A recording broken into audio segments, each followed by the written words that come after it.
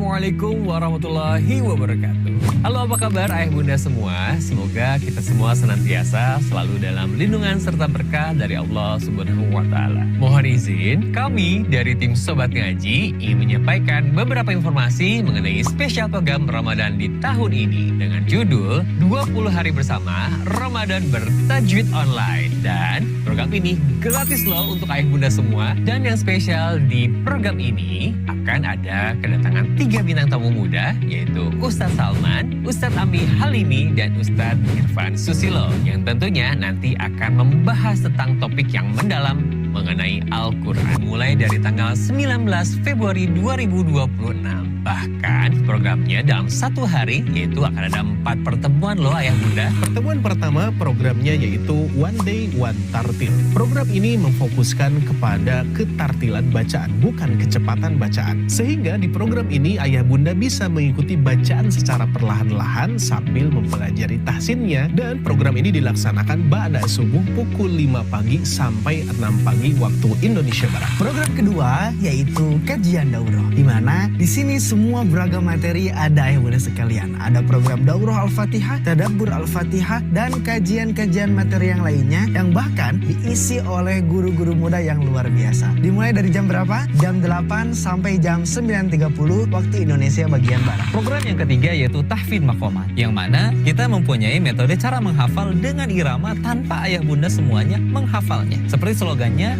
hafal tanpa dihafal, bisa tanpa disengaja. Dan kajian ini bisa ayah bunda semuanya ikuti dari pukul 13.00 sampai 14.30 waktu Indonesia Barat. Dan program yang keempat yaitu Ngabuburit Tahsin, di mana kita akan mempelajari pembahasan tahsin dasar sampai makhir.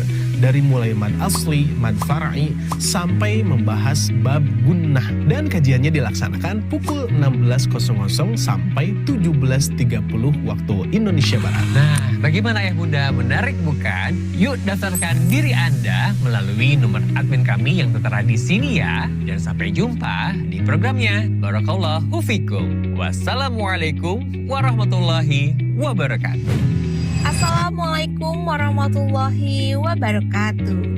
Bapak Ibu yang Allah muliakan, bagaimana nih kabarnya? Semoga senantiasa selalu diberikan kesehatan, diberikan keberkahan, serta dimudahkan setiap amal kebaikannya. Gimana nih Bapak Ibu semua untuk program Ramadan yang sedang berjalan? Menarik dan penuh manfaat ya. Ramadan adalah bulan terbaik untuk memperbanyak amal, dan pada kesempatan yang penuh dengan keberkahan ini, kami mengajak Bapak Ibu semua untuk beramal jariah yang insya Allah pahalanya akan terus mengalir, yaitu dengan memberikan support terbaik untuk program Ramadan bertajwid online yang diselenggarakan oleh tim Sobat Ngaji. Setiap support yang Bapak Ibu berikan akan kami bantu salurkan untuk menjadi penyemangat bagi para guru Al-Quran, pengembangan fasilitas, dan mendukung keberlangsungan program pembelajaran Sobat Ngaji. Bapak Ibu dapat menyalurkan support Ramadan ini melalui rekening yang telah kami sediakan di bawah ini. Berapapun support yang Bapak Ibu berikan, insya Allah bernilai besar di sisi Allah Subhanahu wa Ta'ala, terlebih di bulan yang penuh kemuliaan ini. Jazakumullahu khairan kasiran. Semoga Allah menerima amal ibadah kita dan menjadikannya pemberat timbangan kebaikan kita di akhirat kelak. Sekian yang dapat kami bantu sampaikan. Saya Sifa pamit undur diri. Wabillahi taufiq wal hidayah. Wassalamualaikum warahmatullahi wabarakatuh. Program yang kedua yaitu program tahsin kecil atau tahsin private, yang mana di Sobat Ngaji menyediakan 5 kelas. Kelas pertama adalah kelas Iqra. Di kelas ini, ayah bunda akan diajarkan materi dasar dari 0 sampai mahir membaca Al-Quran. Yang kedua adalah kelas tahsin. Kelas tahsin dibagi menjadi 2. Pertama, tahsin 1 dan kedua, tahsin 2. Tahsin 1 kita belajar berbagai macam hukum bacaan mad seperti mad asli ataupun mad far'i. Dan kelas tahsin 2 kita belajar hukum bacaan gunah, dengungan gunah ketika kita membaca Al-Quran. Kelas yang ketiga, kita akan belajar mengenai makharijul huruf beserta sifat-sifatnya. Mari bersihkan lisan kita, luruskan huruf kita, dekatkan bacaan kita dengan bacaannya Rasulullah Shallallahu Alaihi Wasallam, supaya apa? Huruf yang kita keluarkan tidak hanya bunyi, tapi akan menjadi nilai pahala di hadapan Allah Subhanahu Wa Taala. Amin ya rabbal alamin. Lalu yang keempat, ada kelas talaki, di mana kelas ini para peserta membaca, guru mengkoreksi. Manfaatnya sesuai dengan slogannya, sedikit membaca, banyak koreksi. Dan tentu tujuan koreksi di sini tujuannya adalah untuk menumbuhkan, bukan untuk menjatuhkan. Jadi insya Allah ketika ayah bunda masuk ke kelas talaki ini, akan banyak sekali ilmu-ilmu yang bertumbuhan dan ketidaktahuan akan berjatuhan. Barakallahu fikum. Kelas yang kelima yaitu tahsin maqamat. Sesuai dengan slogannya, hafal tanpa dihafal, bisa tanpa disengaja. Ayah bunda semuanya, kita insya Allah di kelas ini akan sama-sama belajar dan menghafal Al-Quran sekaligus dengan iramanya. Dan harapannya mudah-mudahan dengan terus belajar dan mengulang-ulang irama ini, kita akan hafal tanpa dihafal. Dan insya Allah kita akan bisa tanpa disengaja. Barakallahu. Baik ayah bunda yang kami muliakan, bagi yang ingin bergabung bersama kami di Sobat Ngaji, baik itu kelas makomat, kelas tahsinnya, kelas makhrajnya, dan kelas talakinya, silahkan untuk menghubungi nomor admin kami. Insya Allah materi yang akan kami sajikan kepada ayah dan bunda adalah materi yang tentunya memudahkan dan juga menyenangkan. Jadi jangan sampai keburuan habis kuota pesertanya sehingga membuat ayah bunda terhambat untuk belajar Al-Quran. Tidak semua orang yang mengalami bulan Ramadan mereka mendapatkan ampunan dari berkahnya bulan Ramadan. Nabi Shallallahu Alaihi Wasallam bersabda, sungguh celaka, sungguh celaka, sungguh celaka orang yang mengalami bulan Ramadan tetapi dia tidak mendapatkan ampunan dari berkahnya bulan Ramadan. Kenapa? Karena mereka hanya sekedar menahan haus dan lapar. So, jadilah orang yang pantas untuk mendapatkan ampunan dari berkahnya bulan Ramadan.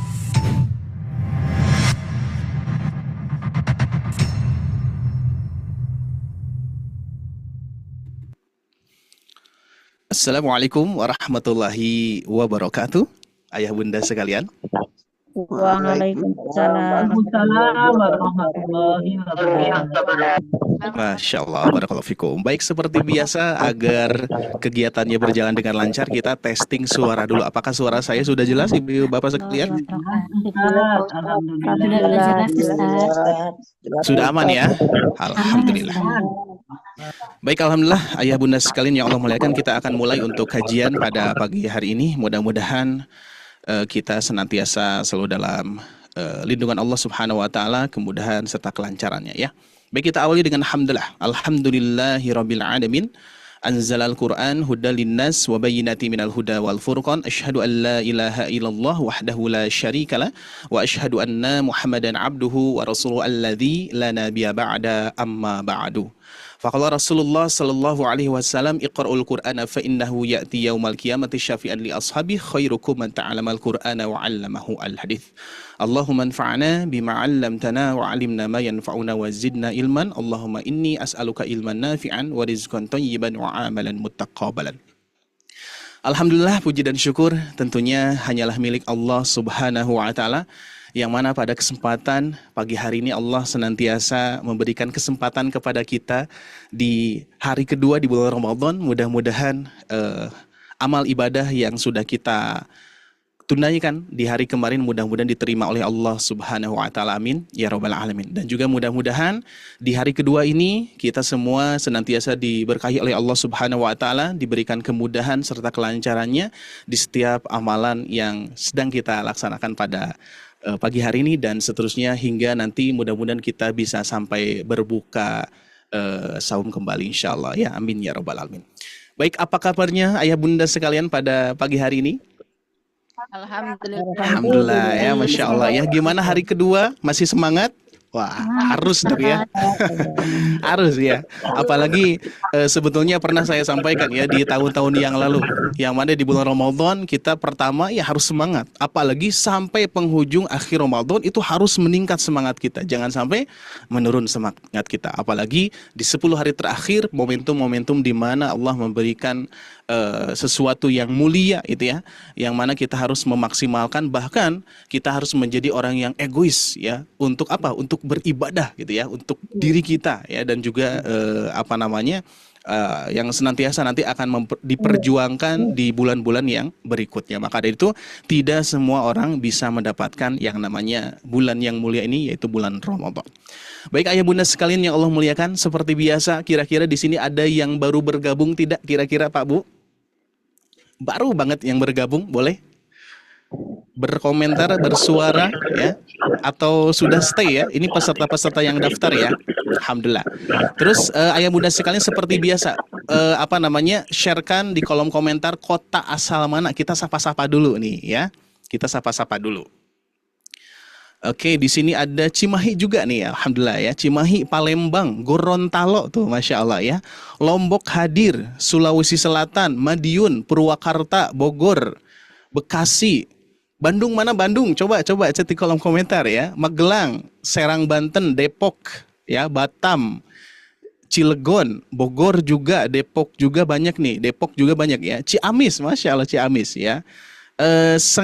Sengkang Kabupaten Wajo hadir, baru denger nih ya, di mana ya? Medan, Bandung hadir tuh, masya Allah ya. Gresik, NTB, masya Allah. Brebes, Balikpapan, Cijerah, Cimahi ya, masih daerah Cimahi, Majalengka, Surabaya, Bandung juga ada, Bandung ya, Banjarmasin, Pacet, Pacet itu di Bandung atau di mana ya? Jogja, di Bandung ya, di Pacet itu tuh Ciparai ya, Soreang Bandung, Jakarta Selatan, Jakarta, Riau, masya Allah, Purwakarta. Di luar negeri ada tidak nih? Ayah bunda boleh sharekan juga ya. Bandung, Surabaya, oh masya Allah ya. Bandung juga, Jakarta, Banjarmasin, ya, Jateng. Wah luar biasa. Ini nggak bisa disebutkan semua nih, masya Allah ya. Pokoknya ayah bunda sekalian, Sulawesi Selatan ya. Pokoknya alhamdulillah terima kasih atas kehadirannya. Sukabumi, masya Allah. Gimana Bu? Gorontalo, banyak tadi Gorontalo ya, luar biasa. Ya Bandung Bojong Soang nih, Ibu Yati dekat nih Bojong Soang ya, berarti dengan rumah saya. Oke, alhamdulillah senang sekali ayah bunda sekalian pada kesempatan pagi hari ini masih seger di hari kedua, apalagi bahkan ini peserta masih berjalan di sini ya, maksudnya nambah terus di angka 158 peserta. Kemarin kita hampir 300 peserta ya. Jadi insya Allah Bapak Ibu sekalian terima kasih atas kehadirannya. Mudah-mudahan apa yang sudah diluangkan waktunya sudah diperjuangkan oleh Bapak Ibu sekalian. Mudah-mudahan senantiasa kita niatkan untuk mendapatkan pahala dan ridho Allah Subhanahu wa taala. Dan mudah-mudahan bulan Ramadan pada kesempatan tahun ini mudah-mudahan lebih baik lagi daripada Ramadan yang berikutnya ya. Baik ayah bunda sekalian, spesial pada kesempatan pagi hari ini yaitu kita kedatangan tamu yang sangat luar biasa, bisa dibilang usianya muda tapi ilmunya enggak muda ya. Ya. Kalau misalkan di sini saya usianya muda, ilmunya juga masih muda Bu ya. Jadi sambil kita belajar bersama-sama, dan termasuk ini kakak ipar saya sendiri ya, kakak ipar. Jadi insya Allah pada kesempatan pagi hari ini kita akan hadirkan beliau. Kita sapa dulu ya, yaitu Al-Ustadz Ammi Halimi. Assalamualaikum Ustadz. Boleh di-on-kan mikrofonnya, afwan Ustadz. Waalaikumsalam Ustadz Ari. Masya Allah, alhamdulillah. Gimana? Sempat diguyur hujan ya Ustadz ya? Bener. Hujannya serius. Insyaallah ya. Serius, hujannya serius ya. Alhamdulillah. Nah ini ayah bunda sekalian dan saya pun juga alhamdulillah sangat senang sekali kehadiran beliau, dan insyaallah fasilitas dari ayah bunda pun juga kita menghadirkan para ahli-ahli ilmu, para ulama muda yang insyaallah akan menyampaikan, men-sharekan kepada ayah bunda ilmu yang insyaallah boleh disiapkan catatannya, pendengarannya dan juga hatinya. Berikut juga nanti Bapak Ibu sekalian boleh bertanya ya, karena kesempatan yang sangat luar biasa. Saya senantiasa selalu diberikan motivasi oleh guru-guru kami, yaitu ketika kita bertemu dengan seorang atau ahli ilmu, ulama atau orang yang luar biasa jangan lupa bertanya dan meminta ya. Meminta apa? Bukan meminta uang ya, meminta ilmu itu ya. Bertanya dan meminta, bertanya dan meminta. Itu yang senantiasa saya juga senantiasa selalu mengamalkan itu. Yang insya Allah harapannya memang kita pun juga orang yang fakir yang tentunya memerlukan ilmu-ilmu dari guru-guru kita. Baik, tidak usah panjang lebar kembali, kita akan langsung saja Ustadz Ami ya untuk menyampaikan materinya pada pagi yang berbahagia ini. Saya persilakan kepada beliau, tafadhol masykurah. Baik, terima kasih atas waktunya. Innal hamdalillah nahmaduhu wa nasta'inuhu wa nastaghfiruh wa na'udzu billahi min syururi anfusina wa min sayyiati a'malina. May yahdihillahu fala mudhillalah wa may yudlil fala hadiyalah. Asyhadu an la ilaha illallah wa asyhadu anna Muhammadan abduhu wa rasuluhu amma ba'd. Bapak Ibu yang dimuliakan oleh Allah Subhanahu wa taala, tidak ada ucapan yang pantas untuk kita ungkapkan melainkan ucapan alhamdulillahi rabbil alamin. Segala puji bagi Allah Tuhan semesta alam. Karena hanya Dialah yang senantiasa mencurahkan, menganugerahkan kepada kita semua berbagai macam kenikmatan, baik nikmat yang lalu ataupun yang baru, nikmat yang zahir ataupun yang batin.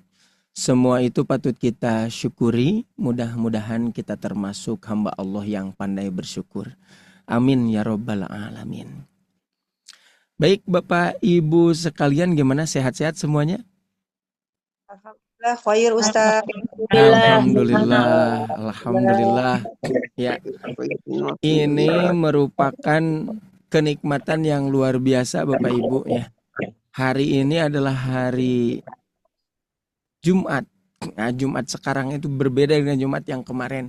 Sekarang hari Jumat itu Jumat yang ada pada bulan Ramadan. Otomatis nilai-nilai pahalanya itu insya Allah akan dilipat gandakan. Mudah-mudahan kita mendapatkannya. Baik Bapak Ibu sekalian, saya mau mencoba menjelaskan terkait dengan salah satu ayat yang mana ayat ini sering kita baca, yaitu ayat yang ada di dalam surat Al-Fatihah ayat ke-6. Allah Subhanahu wa taala berfirman, A'udzubillahi minasyaitonirrajim. Ihdinas siratal mustaqim. Artinya adalah tunjukkanlah kami ke jalan yang lurus. Ihdinas siratal mustaqim itu kira-kira Bapak Ibu sehari dibaca berapa kali? Ada yang tahu? Yang harus kita baca Minimal 17. 17 berarti ya. Karena kan itu sesuai dengan jumlah rokaat. Sesuai dengan jumlah rokaat yang wajib dalam satu hari itu, kita mesti melaksanakan sholat itu 17 rokaat. Nah luar biasanya surat Al-Fatihah ini dibaca setiap rokaat gitu. Berarti dalam satu hari kita mesti membaca ihdinas siratal mustaqim. Hanya pertanyaannya, apakah kita memahami apa sih yang dimaksud dengan ihdinas siratal mustaqim? Baik Bapak Ibu sekalian, supaya jelas terarah apa yang saya jelaskan itu, sebetulnya dalam ayat ini terdapat dua permasalahan. Yang pertama, kita sering menemukan orang ketika diajak untuk berbuat baik atau diajak ngaji, diajak ke masjid, orang itu menjawabnya begini, duh mohon maaf, saya belum dapat hidayah. Nah seperti itu. Nah apakah jawaban demikian itu benar? Apakah setiap orang itu belum mendapatkan hidayah? Betulkah seperti itu? Nah itu masalah yang pertama. Yang kedua Bapak Ibu sekalian, inilah yang paling penting. Apa? Mengapa orang yang beriman, demikian pula dia sedang sholat padahal, tetapi membaca ihdinas siratal mustaqim. Tunjukkanlah kami ke jalan yang lurus. Padahal dia sedang lurus. Padahal dia sedang sholat. Kan orang yang berada dalam sholat itu berada dalam petunjuk. Pertanyaannya, mengapa orang yang dalam petunjuk meminta petunjuk? Kalau kita mau berpikir lebih dalam lagi, harusnya yang membaca ihdinas siratal mustaqim itu orang yang sedang maksiat. Itu relevan sesuai begitu. Ya. Karena dia sedang dalam kemaksiatan, baru berdoa ihdinas siratal mustaqim. Harusnya seperti itu secara logika. Nah, dua permasalahan ini yang mungkin kita akan bisa bahas. Oke. Baik Bapak Ibu sekalian, ayat ini disimpan oleh Allah Subhanahu wa taala ayat keberapa? Ayat keberapa Bapak Ibu? 6. Ayat ke-6. Berarti Bapak Ibu ya. Karena kan Quran itu disusun oleh Allah Subhanahu wa taala. Itu. Artinya tidak akan mungkin Allah Subhanahu wa taala menyusun ayat demi ayat, termasuk surat Al-Fatihah ayat yang ke-6-nya disimpan di ayat ke-6. Kalau boleh bertanya, mengapa disimpan pada ayat ke-6? Bapak Ibu sekalian, saya mendapatkan keterangannya, penjelasannya, bahwasannya ayat ini disimpan di ayat ke-6 itu. Pertama, disampaikan oleh Ibnu Katsir. Saya bacakan terjemahnya saja. Ketika sanjungan telah terdahulu diberikan kepada yang maha dipinta, yaitu Allah, maka dia Allah menyesuaikan di akhirnya dengan permintaan. Tahu tidak Bapak Ibu rahasianya? Mengapa Allah Subhanahu wa taala menyimpan ayat ihdinas siratal mustaqim itu ayat yang ke-6? Allah Subhanahu wa taala mau menyesuaikan bahwasannya ayat yang pertama sampai ayat yang ke-5 itu dipersembahkan kepada Allah Subhanahu wa taala. Bismillahirrahmanirrahim, dengan menyebut nama Allah yang Maha Pengasih lagi Maha Penyayang, itu disampaikan buat Allah. Kemudian yang kedua, alhamdulillahirabbil alamin, segala puji bagi Allah Tuhan semesta alam. Ar-Rahmanir-Rahim diulangi lagi, Malik Yaumiddin, yang merajai hari pembalasan. Iyyaka na'budu wa iyyaka nasta'in, hanya kepadamulah kami beribadah, hanya kepadamulah kami meminta pertolongan. 5 ayat tersebut adalah sanjungan yang disampaikan oleh hamba buat Allah Subhanahu wa taala. Nah, Allah Subhanahu wa taala menyesuaikan. Setelah disampaikan 5 ayat buat Allah Subhanahu wa taala, maka ayat yang ke-6 dan nanti ayat yang ke-7 itu dipersembahkan buat hambanya. Oleh karena itu disesuaikan, setelah memuji, menyanjung kepada Allah Subhanahu wa taala, silakan untuk meminta, yaitu dengan ungkapan ihdinas siratal mustaqim. Hal itu untuk menyesuaikan. Nah, oleh karena itu di dalam sebuah hadis disebutkan bahwa surat Al-Fatihah itu fanisbuhali wanisbuhali abdi wali abdi masalah. Jadi surat Al-Fatihah itu jika dibagi ada 2. Setengah buat Allah, setengah buat hamba. Setengahnya yang mana? Yaitu yang 1 sampai 5. Sementara ayat ke-6 dan itu diteruskan ayat ke-7, maka itu untuk hambanya. Wali abdi masalah. Luar biasa. Oke. Baik, Bapak Ibu sekalian, penjelasannya dilanjutkan. Maka susunan redaksi yang ada di dalam surat Al-Fatihah ini bisa kita tiru. Bagaimana kita cara berdoa kepada Allah Subhanahu wa taala? Mengapa tidak didahulukan permintaan kita kepada Allah? Tidak didahulukan permohonan kita kepada Allah Subhanahu wa taala. Tetapi yang pertama itu adalah menyanjung dulu siapa yang dipinta. Memuji dulu siapa yang dipinta. Ternyata hal itu jauh lebih mudah oleh Allah Subhanahu wa taala untuk dikabulkan. Dan ini juga bisa dijadikan pelajarannya buat mendidik anak kita. Ketika kita mau menyuruh seseorang, anak kita umpamanya anak kita itu laki-laki. Nah, sebelum kita menyuruh, kita itu meminta sesuatu, puji dulu. Anak soleh sini, anak ganteng, anak cakep, anak pinter. Nah, Bapak Ibu dengan gaya seperti itu, ketika kita mau menyuruh, saya yakin, maka itu susah untuk ditolak.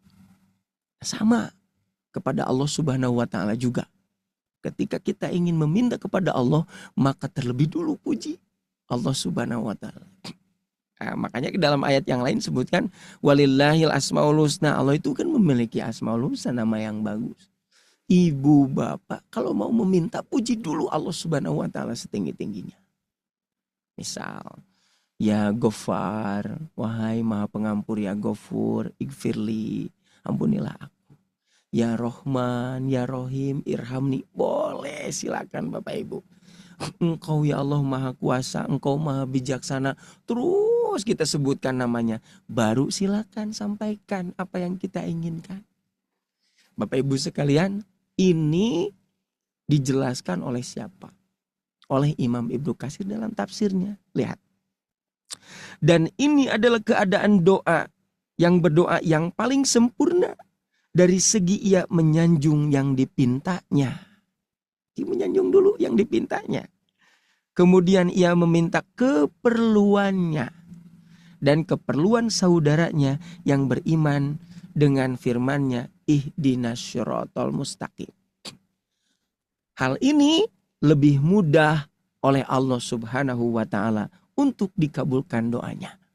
Jadi secara tidak langsung susunan ayat per ayat yang ada dalam surat Al-Fatihah itu memberitahu kepada kita bagaimana caranya kita berdoa kepada Allah Subhanahu wa taala dengan baik, yang memang hal itu bisa dijadikan cara untuk supaya Allah Subhanahu wa taala cepat-cepat mengabulkan. Caranya seperti itu. Tapi bukan berarti kita tidak boleh meminta langsung, tidak. Tapi secara adab, secara sikap, maka lebih baik dipuji terlebih dahulu Allah Subhanahu wa taala. Oke, selanjutnya Bapak Ibu sekalian boleh juga menyatakan bahwa ketika kita berdoa kepada Allah Subhanahu wa taala menyebutkan kondisi kita. Ini juga sama disebutkan oleh Imam Ibnu Katsir dalam tafsirnya. Kadangkala keadaan doa itu memberitahukan kepada keadaan orangnya itu. Silakan disebutkan dulu. Kalau tadi disebutkan asma Allahnya, ya Ghaffar, ya Rahman, ya Rahim, ya Hakim, silakan. Nah, setelah itu sebutkan keadaan kita. Boleh ibu curhat kepada Allah Subhanahu wa taala mah sebanyak mungkin, Allah akan mendengar. Allah sangat suka. Jadi bedanya dengan manusia itu begitu. Kalau manusia bosan dipinta, tapi kalau Allah tidak pernah bosan untuk dipinta. Makanya sebanyak mungkin berdoa kepada Allah Subhanahu wa taala. Allah sangat suka sekali. Sebutkan keadaan kita. Ya Allah, saya ada keperluan, saya memiliki keadaan anak saya seperti ini. Silakan Bapak Ibu sampaikan. Setelah itu minta apa yang kita inginkan. Jadi susunan redaksi doa itu gitu.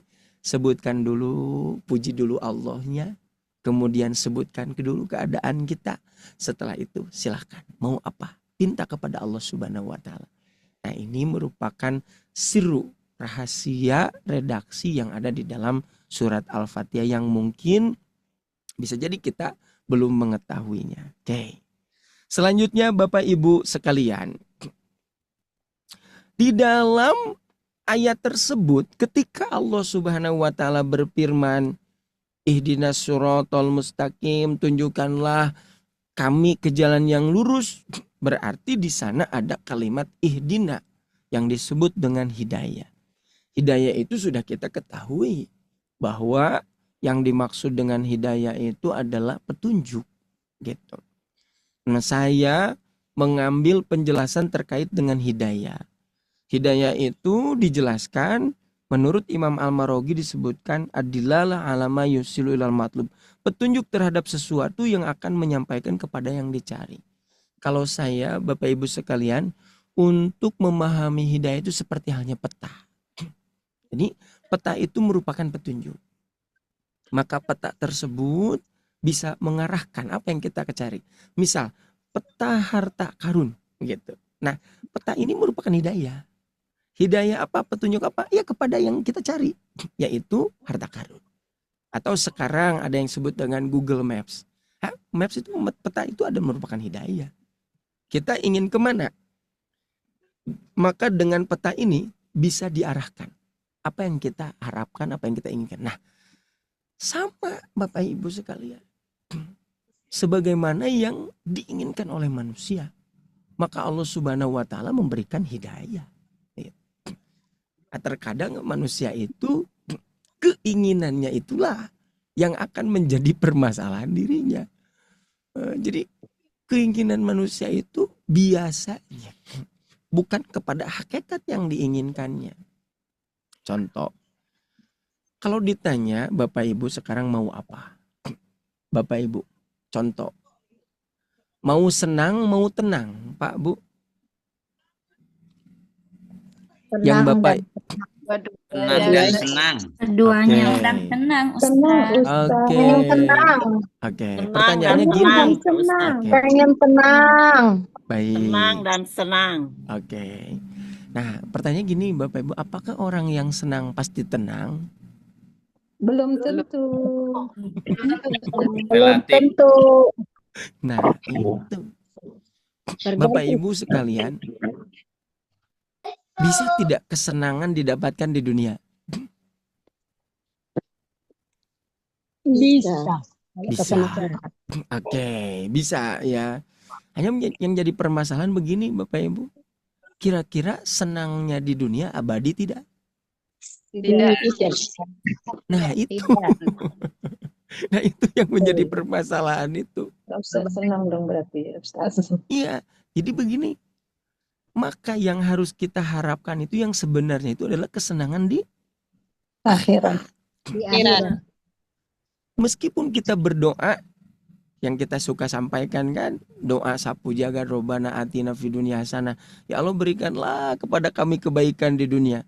Nah, Bapak Ibu, meskipun orang diberi kebaikan, diberi kesenangan, saya yakin di dunia itu tidak akan abadi. Jadi sesenang-senangnya di dunia pasti akan ada kesedihan, betul tidak? Betul. Jadi tidak akan mungkin orang senang di dunia selamanya senang, tidak bisa. Malahan di dalam keterangannya disebutkan, ulama mengatakan dunia darubtila, dunia adalah tempatnya ujian. Artinya selama kita di dunia pasti diuji begitu. Nah, semuanya yang Allah Subhanahu wa Ta'ala berikan kepada kita itu merupakan ujian. Sementara ujian ada dua, ada senang, ada sedih. Yang harus kita harapkan kepada Allah Subhanahu wa Ta'ala saat ini itu ketenangan. Nah, ketika Allah Subhanahu wa Ta'ala kan memberikan kepada manusia petunjuk itu Quran, maka manusia akan benar-benar mendapatkan yang diinginkannya apa? Yaitu ketenangan. Quran sudah menjelaskan. Ala bidzikrillahi tatma'innul qulub. Ketahuilah, dengan mengingat Allah maka hati akan Tenang. tentram, tenang. Nah itu kan sudah jelas dalam Qurannya juga. Begitu. Caranya apa? Dzikrullah, yaitu mengingat Allah Subhanahu wa Ta'ala. Yang disebut dengan dzikrullah itu bisa menyebut asma Allah, bisa membaca Quran, dia sedang melakukan kebaikan, meninggalkan keburukan, itu dzikrullah juga. Justru kegelisihan itu datang ketika tidak mengingat Allah. Siapa orang yang tenang ketika melakukan keburukan? Siapa? Pak, Bu, ada orang yang melakukan keburukan tapi hatinya tenang, ada? Ada Ustaz. Yang pokok biasanya orang melakukan kemaksiatan, keburukan, hatinya gimana? Resah dan gelisah. Resah dan gelisah. Karena orang tersebut sudah keluar daripada dzikrullah, begitu. Selama orang tersebut dzikrullah, insya Allah hati akan tentram. Meskipun dia dalam keadaan memiliki apa yang dia inginkan, asalkan tadi dzikrullahnya jangan sampai hilang. Nah, itulah yang biasanya manusia itu suka salah begitu, menginginkan sesuatu itu. Nah, hadirin yang dimuliakan oleh Allah Subhanahu wa Ta'ala, Bapak Ibu. Nah, Allah Subhanahu wa Ta'ala Semuanya hamba manusia itu telah diberikan petunjuknya. Makanya di sini saya sampaikan bahwa hidayah yang Allah Subhanahu wa taala berikan kepada manusia itu ada 5, Bapak Ibu. Pertama, ada yang disebut dengan hidayatul ilhamil fitri. Apa yang dimaksud dengan hidayah ilhamil fitri? Itu adanya bagi bayi setelah dilahirkan. Ia akan merasa butuh kepada makanan dan minuman, maka ia akan menjerit dalam keadaan menginginkannya, itu pun jika kedua orang tuanya lalai. Jadi si bayi menginginkan makan, menginginkan minum. Nah, itu kan sesuatu yang dicari. Maka Allah Subhanahu wa taala memberikan hidayah. Apa hidayahnya? Yaitu dengan menangis. Coba Bapak Ibu bayangkan. Kalau kita memiliki bayi, tapi bayi itu tidak bisa menangis. Bagaimana kita memenuhi apa yang diinginkan oleh bayi tersebut? Pertanyaannya, siapa yang mengajarkan menangis? Pak Bu, tahu tidak? Bayi bisa menangis dari siapa? Dari ibu bukan? Dari Allah. Nah, dari dokternya, dari bidannya bukan. Tapi itu diberi oleh Allah Subhanahu wa taala. Karena dengan menangis itu merupakan hidayah, petunjuk. Petunjuk terhadap apa? Terhadap apa yang diinginkan. Makanya bagi seorang ibu, seorang ayah bisa memperkirakan ketika si bayi itu menangis. Oh, berarti butuh ASI, kasih ASI. Oh, ternyata masih nangis, periksa lagi popoknya. Oh, ternyata masih nangis, periksa lagi badannya. Takut ada yang gigit semut gitu kan. Ternyata masih nangis. Oh, berarti ada sesuatu dari badannya. Itu oleh Allah Subhanahu wa taala diberikannya. Itu yang pertama, hidayatul ilhamil fitri. Itu diberikan semuanya ketika kita di masa bayi. Yang kedua, yaitu hidayatul hawas. Hidayatul hawas itu adalah yang menyempurnakan hidayah yang ke-1. Yang dimaksud adalah hidayatul hawas itu adalah hidayah panca indera. Panca indera bisa melihat, bisa mendengar, bisa berbicara. Itu yang disebut dengan hidayatul hawas.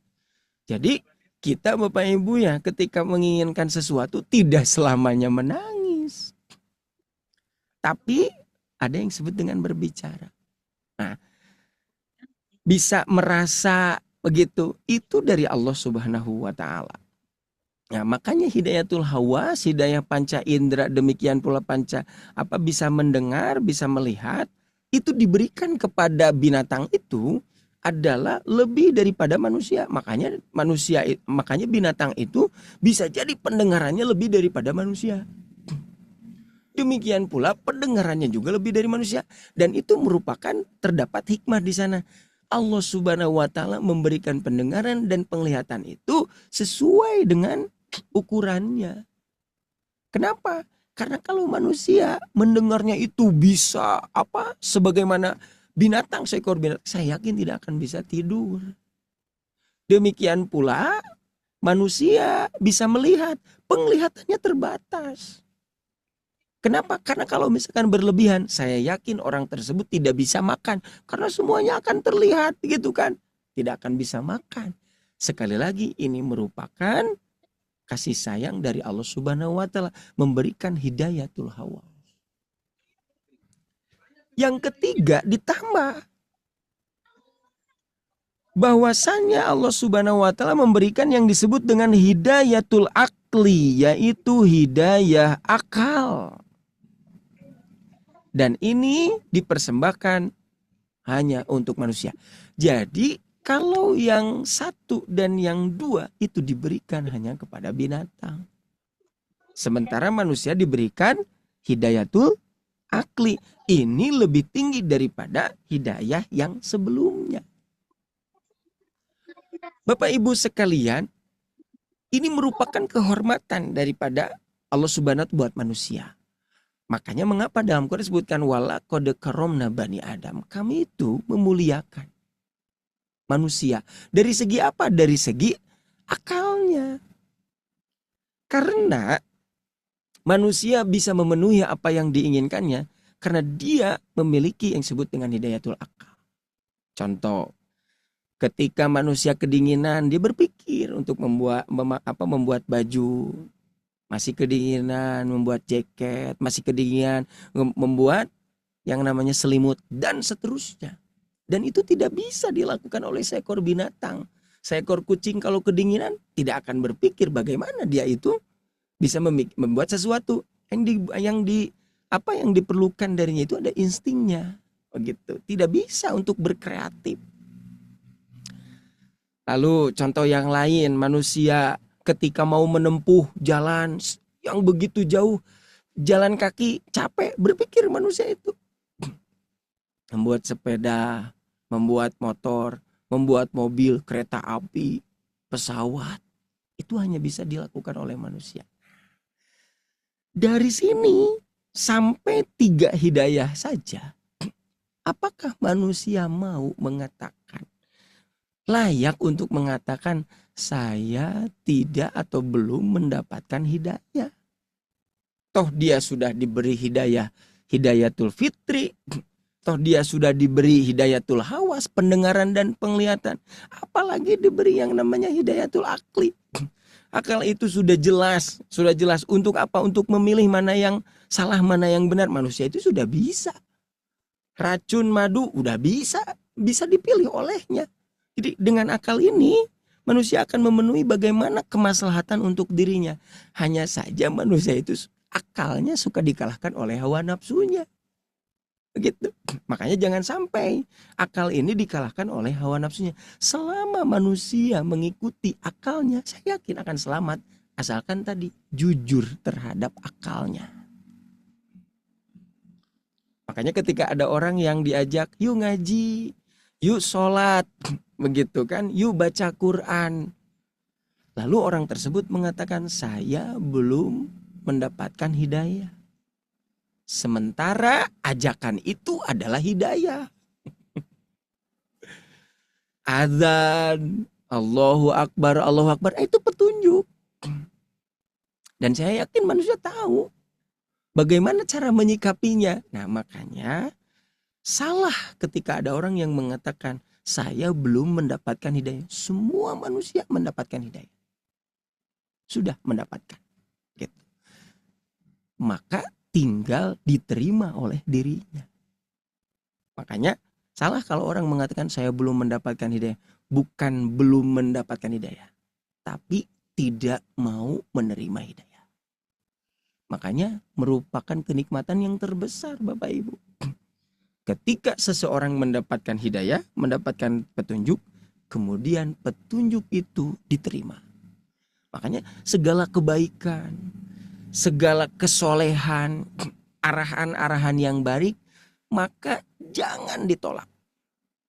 Saya harap cepat-cepat untuk diterima. Kenapa? Karena petunjuk itu terus Bapak Ibu, terus bertahap. Setahap demi setahap. Kalau Bapak Ibu mendapatkan hidayah ini kemudian diterima, saya yakin Allah akan memberikan petunjuk yang lain. Petunjuk yang selanjutnya, kebaikan yang lain. Sama Bapak Ibu sekalian. Demikian pula orang mau berbuat buruk. Bisa jadi oleh Allah Subhanahu wa Ta'ala diarahkan. Makanya petunjuk kepada kebaikan, petunjuk kepada keburukan itu sudah dijelaskan. Maka manusia silakan untuk memilih. Saya harap kita semua bisa memilih kebaikan. Karena ketika memilih kebaikan, Allah akan terus menunjukkan kepadanya kebaikan. Sama seperti hanya orang melakukan keburukan. Maka ketika dia memilih keburukan, keburukan tersebut akan menunjukkan kepada keburukan yang lain. Makanya kalau ada kebaikan, silakan cepat-cepat terima. Mudah-mudahan Allah memberikan kebaikan yang lain. Demikian pula jika ada petunjuk kepada keburukan, cepat-cepat tolak. Mudah-mudahan oleh Allah Subhanahu wa Ta'ala ditutup semua keburukan. Itu kenikmatan yang luar biasa. Baik, selanjutnya selain daripada hidayatul akli, maka yang keempat adalah hidayatul din. Hidayah agama. Manusia bisa menentukan bahwa Semua ini yang ada di dunia ini, yang ada di bumi itu, ada yang menciptakan. Sampai sana manusia bisa. Karena terus berpikir kan. Ya, sesuatu yang ada itu karena ada yang menciptakan. Tapi tidak sampai mengetahui siapa yang menciptakannya itu. Maka disitulah perlu yang disebut dengan hidayatuddin. Hidayah agama. Agama itu dibuatnya oleh siapa? Oleh Allah Subhanahu wa Ta'ala. Makanya agama Islam itu dibuat oleh Allah Subhanahu wa Ta'ala itu pasti benar. Makanya dalam penjelasan disebutkan petunjuk yang tidak akan salah dan sumber yang tidak akan sesat. Kalau orang ingin benar, ingin baik, ikuti agama saja, gitu saja. Ikuti agama saja. Karena agama itu pasti mengarahkan kepada kebaikan, pasti mengarahkan kepada kebenaran. Meskipun bertolak belakang dengan hati, meskipun bertolak belakang dengan akal pikiran. Bapak ibu ingin benar, bapak ibu ingin soleh, ikuti agama. Itu saja. Kenapa? Karena itu buatan Allah Subhanahu wa Ta'ala. Karena buatan Allah Subhanahu wa Ta'ala itu tidak akan mungkin salah. Gitu. Nah, kalau buatan manusia bisa jadi mungkin salah. Makanya nanti kan agama itu kan ada dua ya. Agama ardi, agama samawi. Agama ardi itu agama Ardi yang samawi. buatan ya, agama yang buatan manusia. Itu pasti banyak kekurangan. Tapi kalau agama yang samawi yaitu dari Allah Subhanahu wa Ta'ala itu pasti sempurna. Makanya dalam ayat disebutkan al-yauma akmaltu lakum dinakum. Kami telah menyempurnakan. Agama sudah sempurna, masa tidak disambut dengan baik? Selanjutnya Bapak Ibu sekalian yang terakhir, hidayah itu ada yang disebut dengan hidayatul ma'unah wa taufik. Nah ini tidak semua orang untuk mendapatkan ini. Apa yang dimaksud dengan hidayatul ma'unah wa taufik? Yaitu selalu di jalan kebaikan dan kebahagiaan. Ini lebih khusus daripada hidayatuddin. Oke. Saya mau membedakan disebut dengan hidayatuddin dengan hidayatut taufik. Kalau hidayatuddin berarti orang tersebut telah mengetahui yang disebut dengan jalan kebaikan dan jalan keburukan. Kemudian orang tersebut memilih kebaikan. Nah, itu dalam koridor yang disebut dengan hidayatuddin. Sementara hidayatut taufik itu adalah orang tersebut ditetapkan dalam kebaikan, Bapak Ibu. Merupakan kasih sayang Allah Subhanahu wa Ta'ala yang teramat besar. Orang tersebut dimudahkan dalam kebaikan dan disulitkan, disusahkan dalam keburukan. Ciri Bapak Ibu Allah betapa sayangnya kepada orang tersebut. Jadi kalau Bapak Ibu melakukan kebaikan tidak susah, itu nikmat Bapak Ibu. Justru kalau misalkan ada sedikit mau melenceng gitu oleh Allah Subhanahu wa Ta'ala dijaga, itu juga sama nikmat. Jadi bisa diperhitungkan, bisa diperhatikan gitu. Apakah Allah Subhanahu wa Ta'ala menyayangi kita atau tidak? Bisa dilihat dari itu. Kalau kita melakukan kebaikan dimudahkan, berarti itu merupakan Allah sangat sayang kepada dirinya, kepada hambanya. Merupakan kebencian yang teramat besar. Ya Allah juga sama. Nah, ketika Allah membenci seorang hamba, sebaliknya. Ketika dia mau melakukan kebaikan, disusahkan. Tapi kalau mau melakukan keburukan, dia dimudahkan. Berarti orang tersebut jauh daripada yang disebut dengan ihdinas siratal mustaqim. Yang disebut dengan ihdinas siratal mustaqim itu ketika kita berada dalam petunjuk, kita meminta kepada Allah, ya Allah, tetapkanlah aku dalam petunjuk ini. Nah, sama seperti halnya Bapak Ibu, suka mengaji, baca Quran.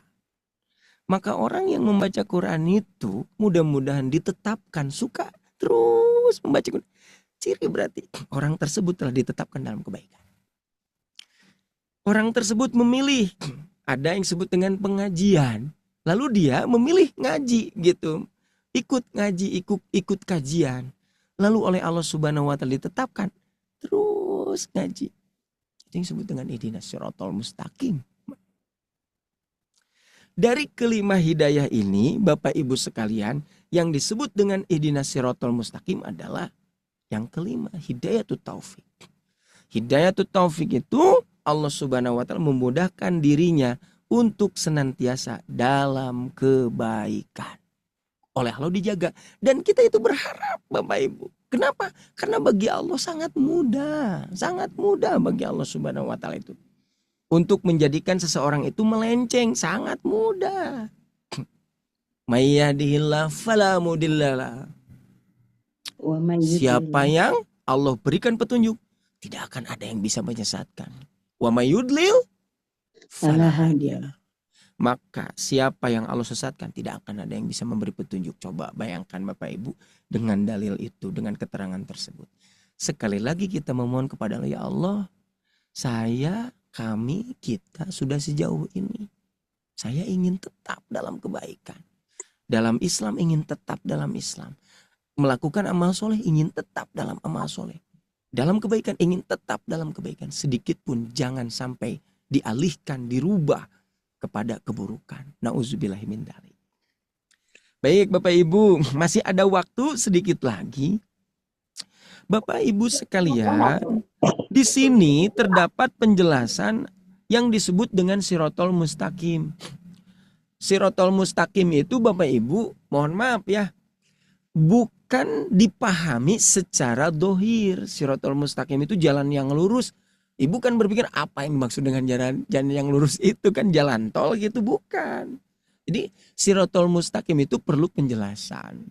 Makanya di sini disebutkan yang dimaksud dengan sirotol mustaqim itu pertama ya, menurut Imam Al-Mawardi disebutkan bahwa sejumlah jalan yang akan menyampaikan kepada bahagia di dunia dan di akhirat.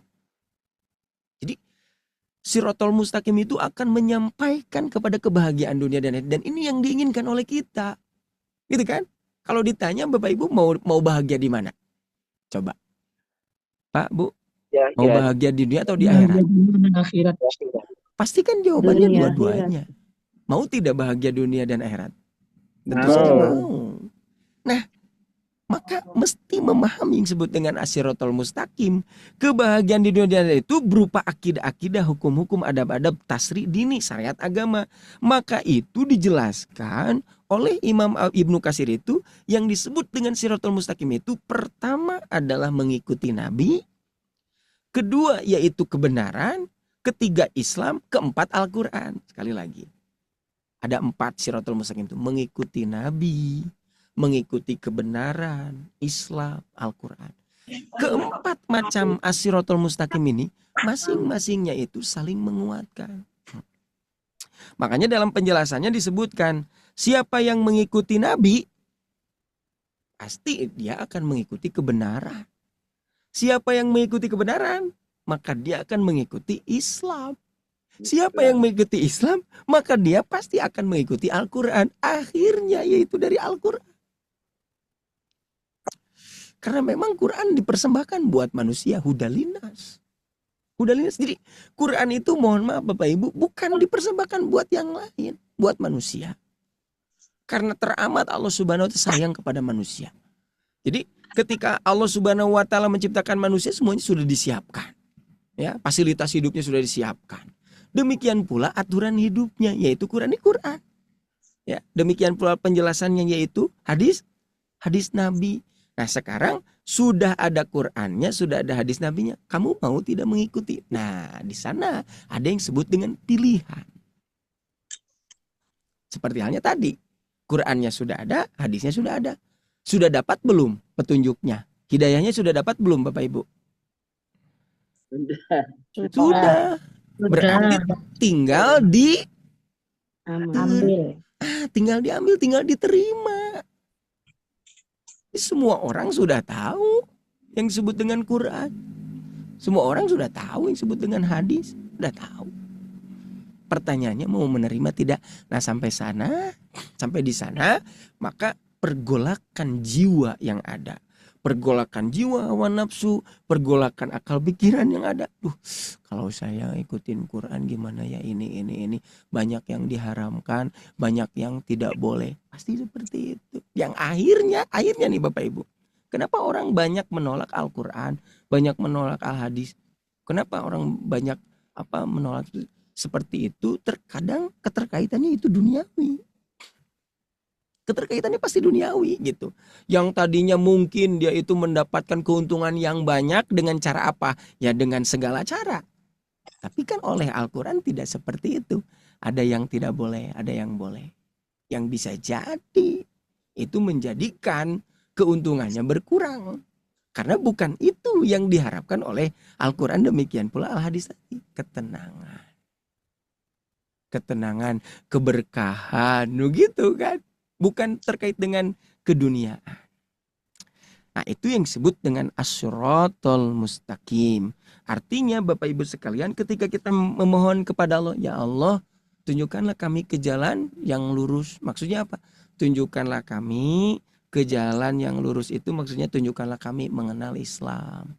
Tunjukkanlah kami mengenal kebenaran. Tunjukkanlah kami ya Allah ingin mengikuti Nabi. Tunjukkanlah kami ya Allah ingin bisa baca Quran, ingin bisa memahami Quran. Demikian pula ingin bisa mengamalkan Quran terus selamanya. Terakhir Bapak Ibu sekalian, penjelasan dari saya, pertanyaannya tadi di awal. Ya, mengapa kita setiap waktu meminta hidayah kepada Allah Subhanahu wa Ta'ala? Nah, ini nih jawabannya. Kalaulah orang yang beriman tidak perlu untuk meminta hidayah pada waktu malam dan siangnya, maka pastilah Allah tidak akan mengarahkannya untuk meminta hidayah. Karena sesungguhnya hamba itu di setiap waktu dan keadaan memerlukan kepada Allah. Jadi manusia itu setiap waktu, setiap keadaan perlu kepada Allah. Sebelum orang tersebut mendapatkan hidayah, meminta kepada ya Allah, berikanlah aku hidayah. Setelah dapat hidayah, tetap meminta kepada Allah. Apa permintaannya?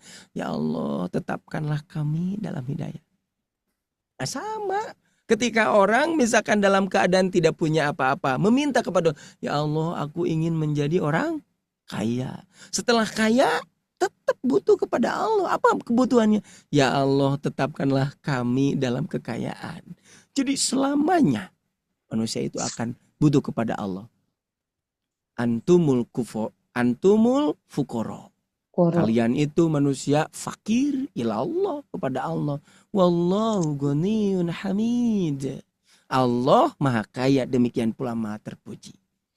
Nah, Bapak Ibu sekalian, kita memohon kepada Allah yaitu menetapkannya, mengokohkannya. Jadi Ibu, hidayah itu harus ditetapkan, harus dikuatkan, harus ditambahkan, harus diteruskan.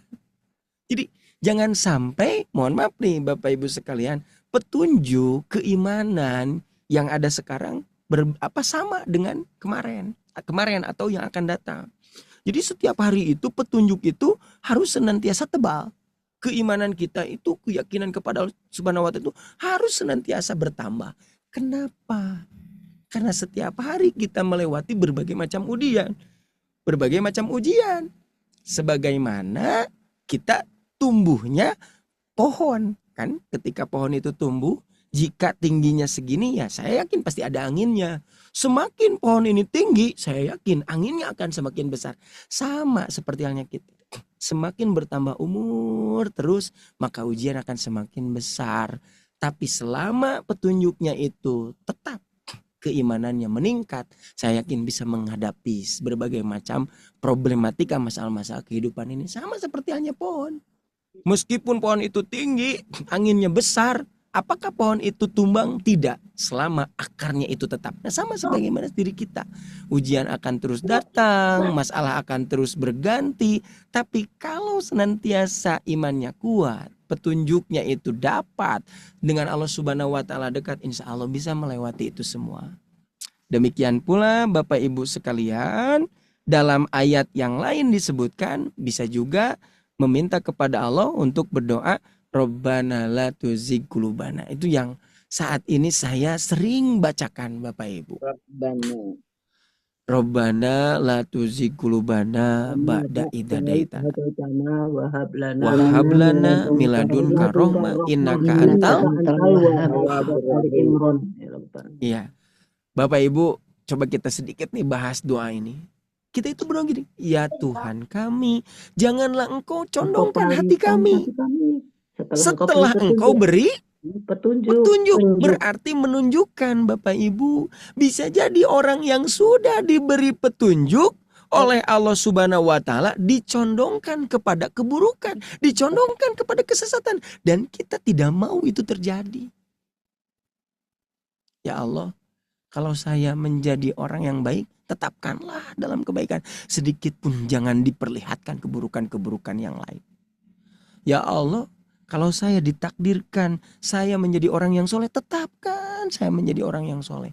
Saya menjadi orang yang beramal soleh, tetapkan untuk senantiasa menjadi orang yang berbuat amal soleh.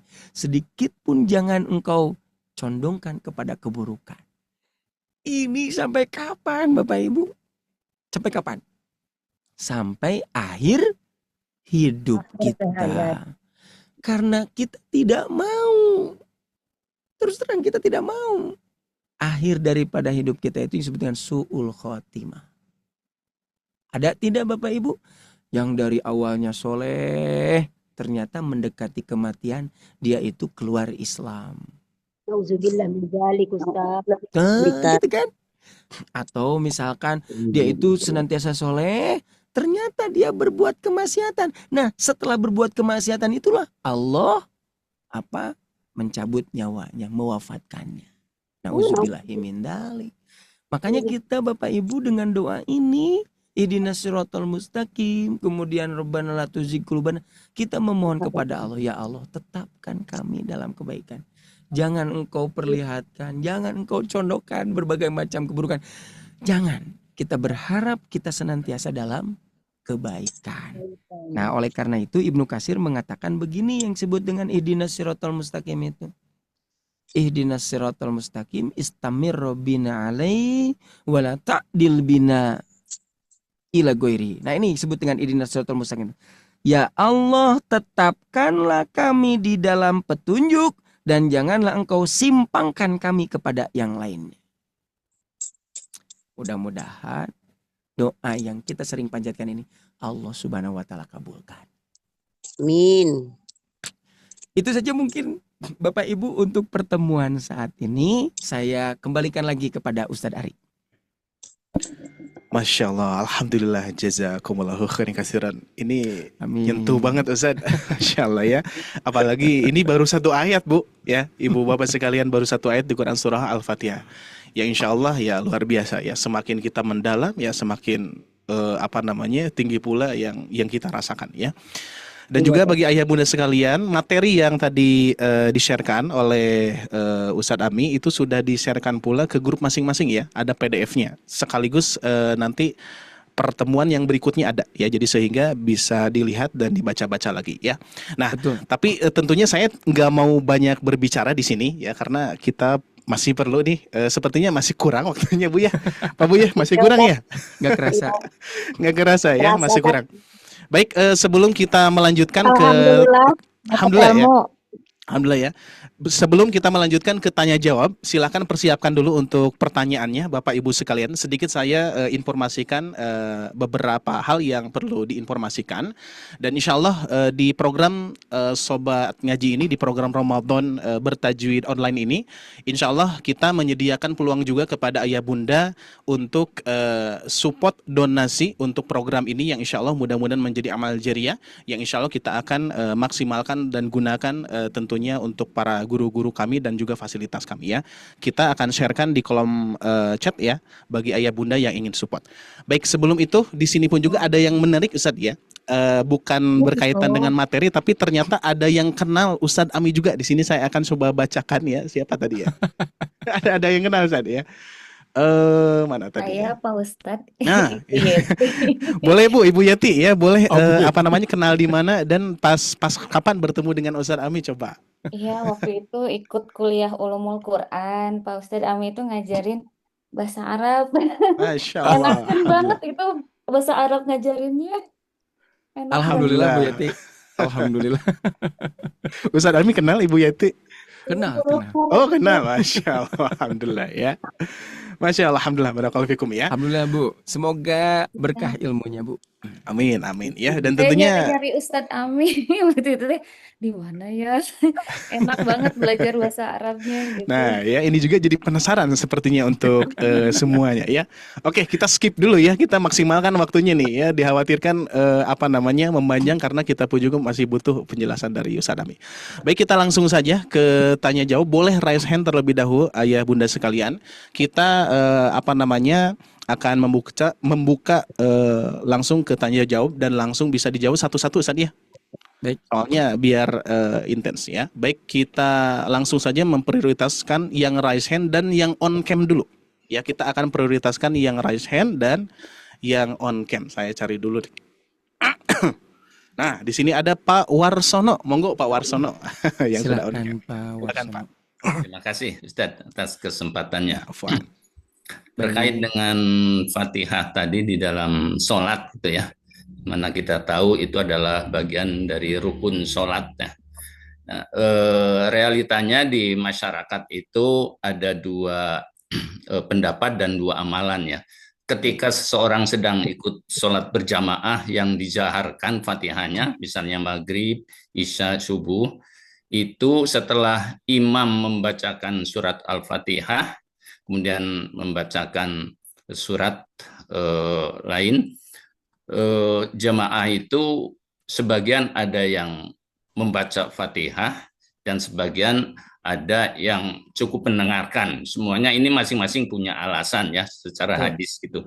Ada yang cukup mendengarkan saja, ada yang kalau nggak baca Fatihah itu kan rukun gitu, harus dibaca.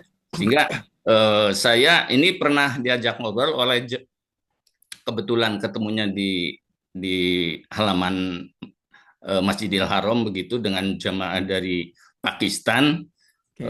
Dia mungkin mendengar ada jemaah Indonesia itu ketika sholat mengikuti sholat berjamaah itu jemaah dari Indonesia itu membaca Fatihah gitu. Sehingga dia mengapa ini setelah sholat kejadiannya kenapa nih orang Indonesia jadi baca Fatihah ketika udah dibaca gitu ya, ini komunikasi singkatnya seperti itu. Mohon penjelasan Ustadz, mana yang lebih utama di antara yang cukup mendengarkan saja tidak membaca Fatihah karena dibacakan surat yang berikutnya, atau memang harus dibaca Fatihahnya oleh jemaah tersebut? Terima kasih. Assalamualaikum. Waalaikumsalam. Baik Pak Warsono, saya coba menjawab ya. Betul bahwasanya surat Al-Fatihah itu adalah salah satu rukun ya yang ada di dalam sholat. Jadi harus dibaca. Dan itu merupakan sahnya sholat gitu. Nah, sekarang terdapat permasalahan yang tadi ditanyakan sama Pak Warsono, Bu.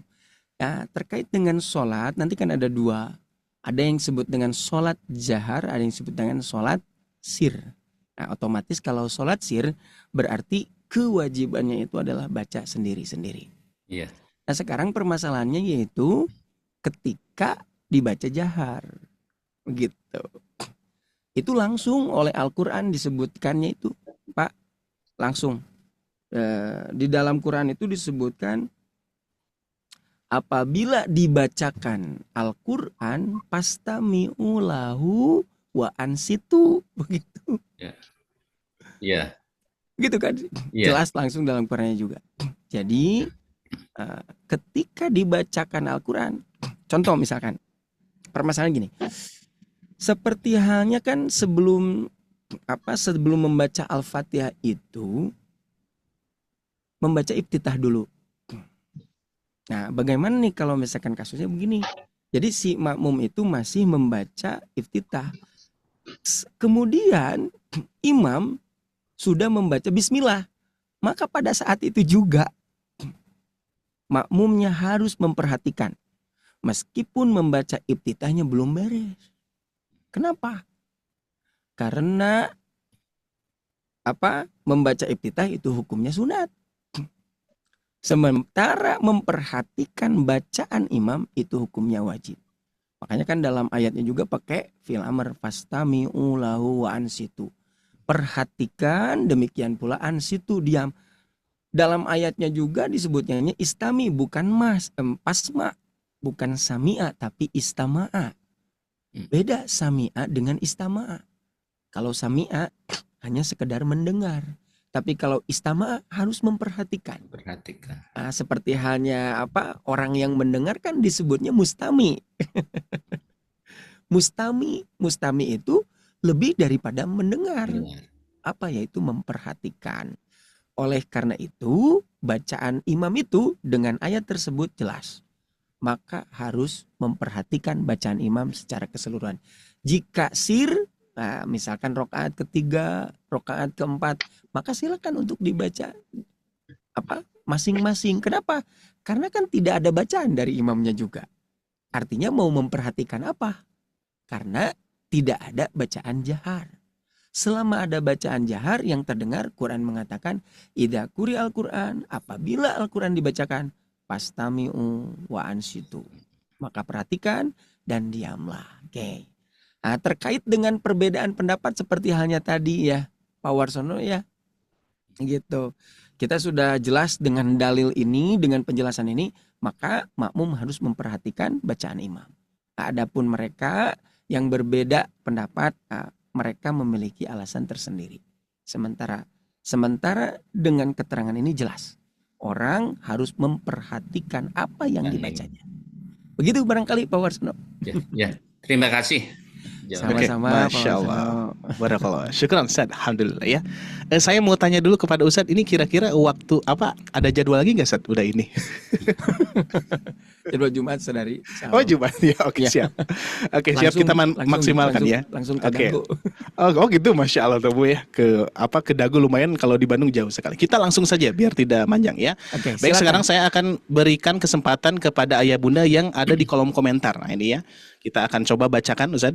Bacakan silakan. Masya Allah ya, syukron atas ilmunya Ustaz. Saya mau tanya tapi sepertinya gak sesuai tema. Oke, gak apa-apa ya.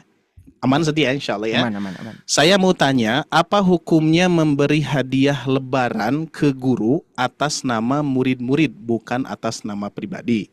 Hukumnya mubah atau haram? Karena saya pernah dengar haram hukumnya kecuali diberikan pada saat sudah kenaikan kelas dan sudah tidak ada kaitannya lagi dengan guru tersebut. Mohon penjelasannya. Makasih ya gitu. Oke, baik. Bagus ini ya permasalahannya gitu. Jadi pertama dulu Ibu siapa Ustaz dari? Ibu Wanti. Oke, Ibu Wanti. Jadi untuk menghukumi sesuatu itu maka mesti harus dipahami dulu asalnya. Pertama berarti hukum memberikan hadiah. Itu dulu berarti. Apa hukumnya? Apa hukumnya memberikan hadiah? Apa Bu? Mubah berarti kan? Gitu. Kepada siapapun. Memberikan hadiah boleh. Gitu. Nah, sementara tadi kasusnya itu dikhawatirkan begitu kan. Karena itu dalam masih pembelajaran, dikhawatirkan hal ini gitu merupakan riswah. Aduh, jadi riswah teh apa, menyogok. Menyogok gitu kan. Dikhawatirkan nanti si guru itu ketika memberikan penilaian berbeda tuh gitu kan kepada si anak yang memberikan hadiah buat gurunya begitu. Nah, ini maka dikembalikan lagi kepada niatnya masing-masing. Innamal a'malu binniat. Gitu. Jadi sebetulnya memberikan hadiah silakan kapanpun kepada siapapun gitu. Hanya yang mesti diluruskan itu ada niatnya. Betulkah hadiah itu diberikan supaya si guru itu memberikan nilai yang tinggi? Itu yang pertama. Yang kedua, ya seharusnya si guru tersebut ya itu dikembalikan lagi kepada dirinya. Nah, harusnya bagaimana? Ya tidak ada maksud ke sana begitu. Artinya si guru tersebut memberikan penilaian kepada murid sebagaimana biasanya saja gitu. Itu hanya sekedar hadiah. Hadiah apa? Bisa jadi jasa akan gurunya, soleh gurunya gitu, baik gurunya, itu nggak apa-apa. Asalkan tadi tidak ada akibat yang buruk dari itu. Jadi kepada yang memberi harus diluruskan niatnya. kepada si guru harus jelas gitu untuk menilai seseorang muridnya itu. Begitu barangkali Bu Wanti. Masya Allah. Alhamdulillah, syukran. Kita percepat Ustaz ya.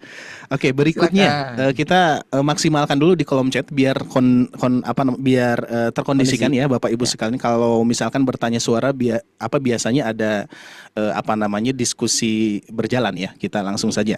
Berikutnya Ustadz izin dari Ibu Nova Rina ya. Nova, oke. Ustadz izin bertanya, kalau kita lupa baca Al-Fatihah dalam sholat, apakah sholatnya sah? Mangga Ustadz. Oke. Kalau misalkan lupa, maka sholat tersebut rokaatnya itu tinggal ditambah saja, Ibu. Jadi ada yang disebut dengan satu rokaat itu harus ada surat Al-Fatihahnya, begitu. Jika misalkan Ibu lupa membaca satu rokaat itu Al-Fatihahnya, maka jika dia itu ingat nih di dalam sholatnya, silakan untuk ditambah gitu, satu rokaat utuh begitu. Nanti setelah beres maka salam begitu. Masya Allah, syukron Ustaz ya. Baik, dan juga saya mohon izin kepada ayah bunda ini untuk memfilter pertanyaan ya, karena ada pertanyaan yang berikutnya ini berkaitan dengan puasa ya. Ini sepertinya khawatir memanjang ya. Kalau yang ini kita fokuskan ke yang simpel-simpel dulu ya. Mohon maaf, ini dengan Ibu Tugiah, nanti insya Allah di lain waktu disiapkan juga ya. Dicatat saja. Dicatat aja ya, dicatat saja insya Allah ya. Terus berikutnya di sini sebentar kita filter terlebih dahulu. Kalau tidak salah tadi ada yang bertanya, Ustadz kalau sholat tarawih tidak sempat baca Al-Fatihahnya gimana ya, karena imamnya cepat. ngebut Ustadz. Oke. Pertama berarti harus tahu sebelumnya. Harus tahu misal nih, oh imam ini seperti ini gitu. Nah kita berarti kan kalau sholat taraweh Ibu, ini berkaitan dengan yang tadi ditanyakan Pak Warsono. Betul. Berarti jelas meskipun imamnya cepat, karena kan membaca itu yang penting tartil, nanti kan cepat atau tidak dikembalikan lagi kepada masing-masing. Artinya Ibu, selama bacaan imam itu terdengar dan terperhatikan, maka sholatnya sah begitu.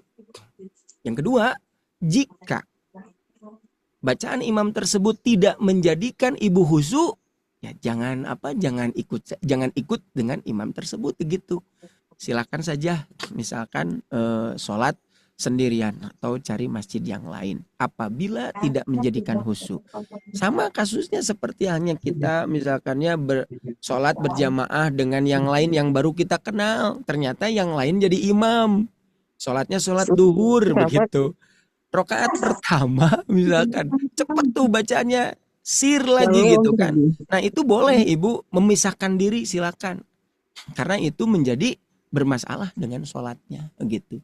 Tidak khusyuk gitu kan. Jadi banyak pikiran-pikiran yang lain. Daripada seperti itu, mending berpisah.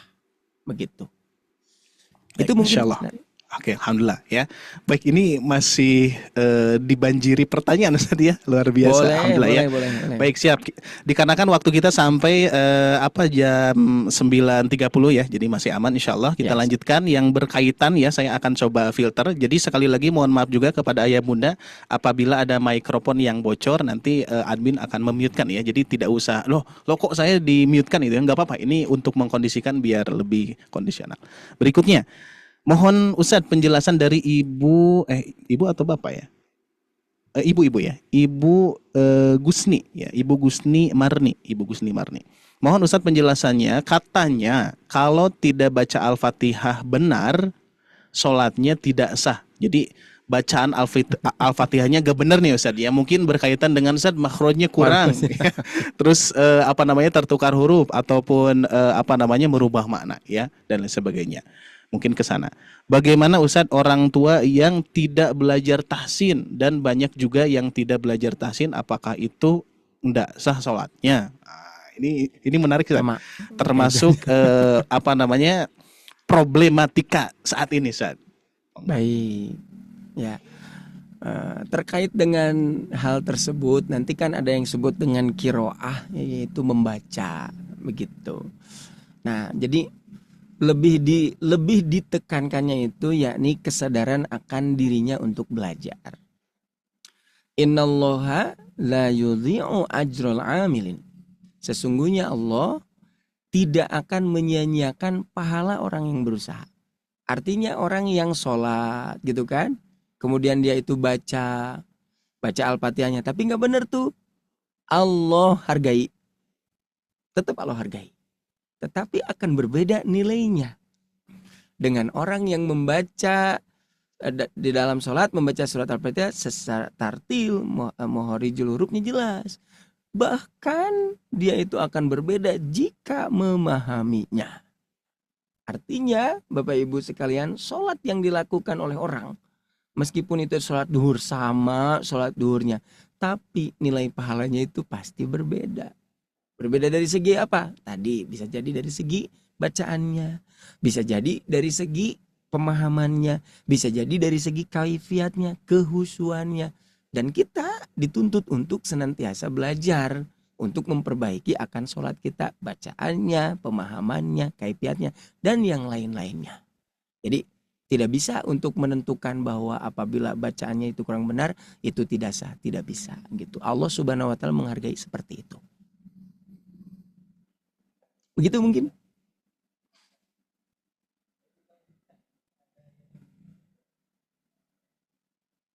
Oke, syukron. Afwan, ini baru di on kan ya. Syukron, alhamdulillah Ustaz ya. Ini ada pertanyaan yang menarik berkaitan dengan hidayah ya. Nah, ini mohon maaf sekali lagi, ini difilter ya, dan bagi ayah bunda tidak usah khawatir kalau misalkan belum dibacakan pertanyaannya. Ini untuk menyesuaikan saja. Tapi insya Allah barangkali kita akan cari jadwalnya Ustadz Ami ya, biar nanti bisa hadir kembali ya. Ya, ini yang menarik nih berkaitan dengan hidayah. Alhamdulillah, terima kasih dari Ibu Atiqoh ya. Nah, di sini alhamdulillah terima kasih kesempatannya terkait dengan hidayah. Nah, ya, Ustadz, kalau ada orang yang naudzubillah murtad, ini ya murtad nih, apakah itu merupakan takdir? Nggak usah. Baik. Semuanya apa yang terjadi di dunia ini merupakan qadarullah, takdir Allah Subhanahu wa taala. Tapi tidak bisa gitu untuk menyalahkan takdir. Tadi makanya manusia memiliki pilihan. Manusia memiliki pilihan. Jangankan terkait dengan dia menetap dalam Islam atau misalkan keluar dari Islam, tentang kebaikan saja. Misal ibu diperlihatkan, ditunjukkan, yang satu pilihannya adalah kebaikan, yang satu pilihannya itu keburukan. Kira-kira mau milih yang mana? Pastikan memilihnya itu kebaikan. Nah, ketika orang itu memilih kebaikan gitu, berdasarkan dengan ilmunya, maka dia akan diberikan nilai pahalanya. Kenapa? Karena dia ada usahanya. Nah, sama ketika seseorang memilih keburukan, padahal dia sudah tahu begitu. Dengan pilihannya itulah, amal itulah, kan pilihan itu adalah amal, perbuatan. Pilihan itulah yang akan menjadi berdosa. Meskipun itu semua merupakan qadarullah. Tapi tadi tidak boleh ketika seseorang memilih keburukan, lalu dinyatakan itu merupakan takdir Allah, yang disalahkan adalah Allah. Tapi dia kan memilih dengan ilmunya, dengan pengetahuannya. Makanya dengan pengetahuan yang dia miliki, jangan sampai salah untuk memilihnya begitu. Gitu Ibu. Masya Allah, alhamdulillah, barakallahu fikum ya. Nah, sekarang mohon izin sekali lagi kepada ayah bunda, kita tutup pertanyaan di kolom komentar. Nah, ini kalau dilihat banyak sekali Ustadz Ami ya, ini luar biasa. Oke, di lain waktu ya insya Allah, mudah-mudahan ada kesempatan yang lain. Insya Allah kita coba berikan kesempatan yang raise hand, yang on cam dulu, coba yang on cam. Silakan. Monggo. Di sini dulu Siapa? Ibu Maisaroh, barangkali nggak apa-apa. Monggo, Ibu Maisaroh. On cam langsung tuh. Ya, monggo. Ibu Maisaroh dari mana? Ibu dari mana? Saya Tanjung Balai, Ustaz. Wah, Masya Allah, Ustaz. Ini Luar pas biasa. lagi di ruang kerja Ustaz ya. Oh, Masya Nyambil Allah. nyambil Ustaz. Silakan Ibu Maisyarah mau bertanya apa, Iya. barangkali bisa dijawab. Assalamualaikum warahmatullahi wabarakatuh. Waalaikumsalam.